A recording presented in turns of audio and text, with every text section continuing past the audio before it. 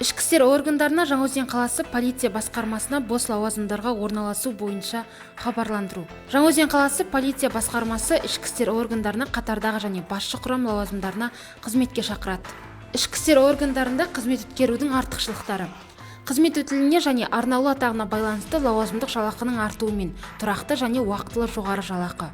Қызметтік пәтермен қамтамасыз етілу. Қызметтік пәтерді қажет етпеген жағдайда пәтер ақы төлену. Сауықтыруға арналған жәрдемақы, мансаптық өсу.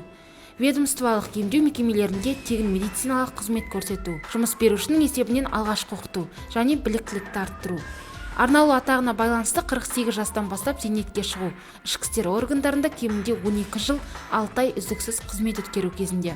Үміткерлерге қойылатын негізгі талаптар: Қазақстан Республикасының азаматы болуы, жасы 35-тен аспаған, басшы құрам лауазымына білімі жоғары, құқықтану, педагогикалық, психология, транспорттық, дене шынықтыру мамандығы бойынша білімі болуы, қарулы күштер қатарында болуы міндетті емес.